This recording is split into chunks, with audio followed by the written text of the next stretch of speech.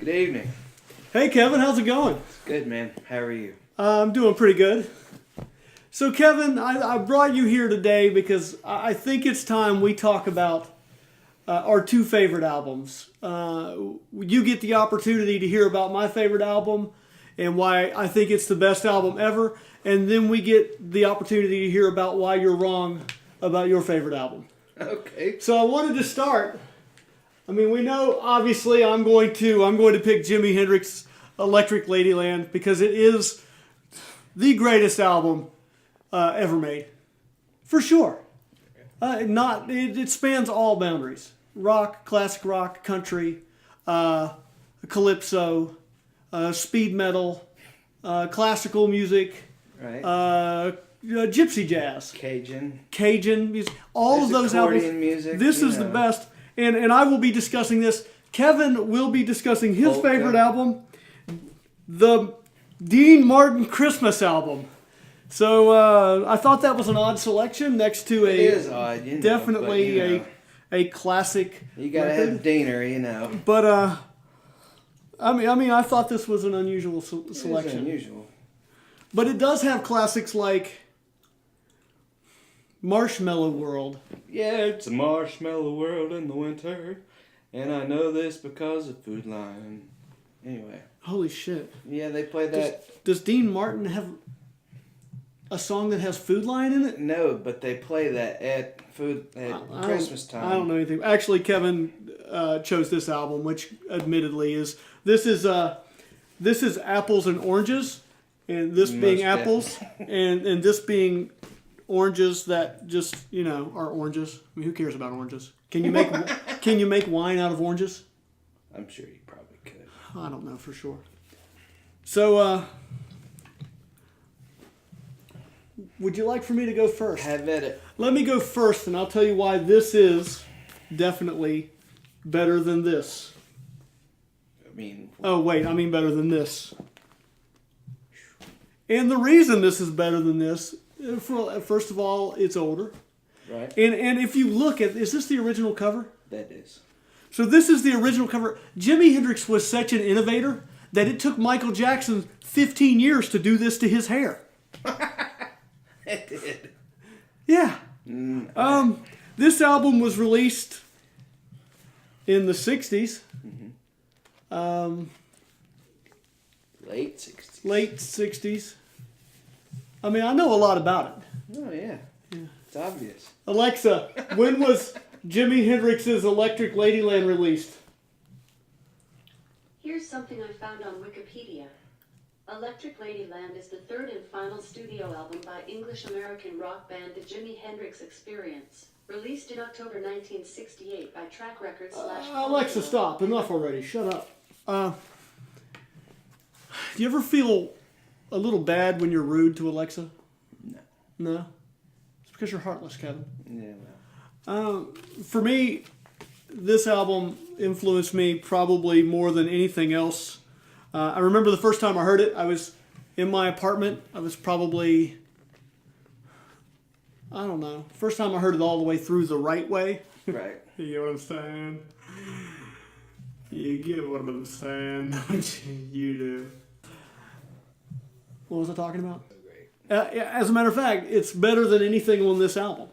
And, this has 1983, A Merman I Should Turn to Be, and it's sandwiched between Rainy Day, Dream Away, and Still Raining, Still Dreaming.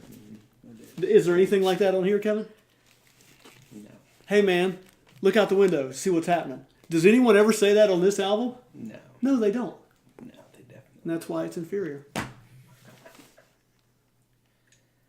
This is an album that I've owned at least 5 times. 2 times on cassette that stopped playing, both of them. And then I bought it on CD because, you can't kill a CD hardly. And then I found an album version back in 90, maybe 2 or 3. And you have to have it. Because it's, I don't know. Of any album I've ever owned in my life, this has got the most playtime, no question. But you said ABBA's greatest hits had yeah, the most yeah, playtime. you know, that's neither here nor there. Much like the impeccable Better. Electric Ladyland, Right, which the better is album. Yeah. okay. You saw.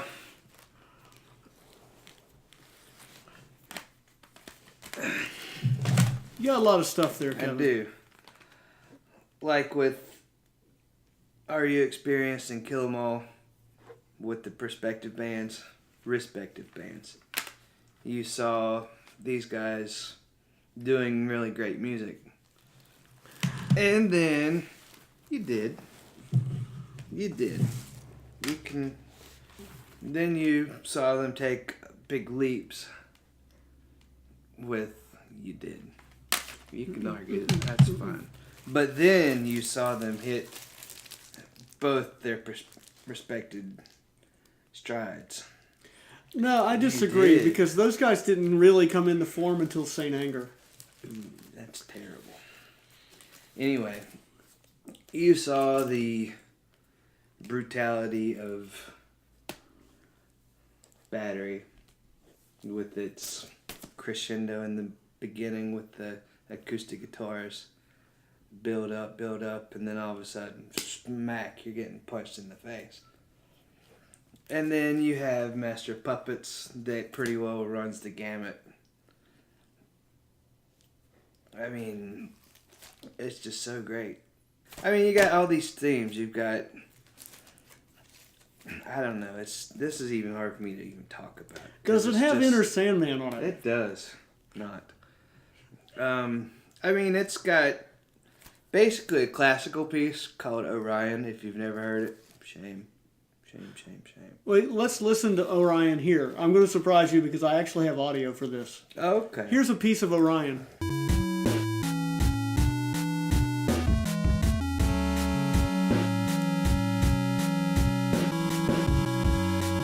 I'll be honest, Kevin, I remember it sounding a little bit different. It does sound quite a bit different.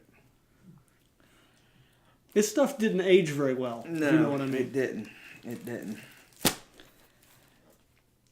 I don't know if it's really a theme album, but it's definitely got a running theme of control, and Master of Puppets deals with control through drugs.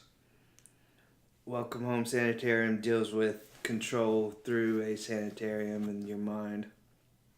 Disposable Heroes is the army or whatever armed forces you are in controlling you. Leper Messiah deals with like a cult leader controlling you, every move you make. Orion doesn't because it's just gorgeous. And I don't know, I don't know how to argue it, but they definitely reached a peak.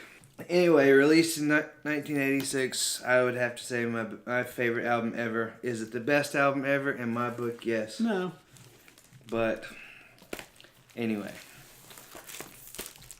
But, like he said, apples and oranges, they're both... Yeah, except apples are better.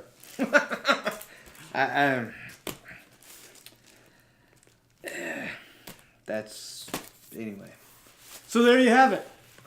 I think I clearly came out on top on this one. Anyway. Master of Puppets versus Electric Ladyland.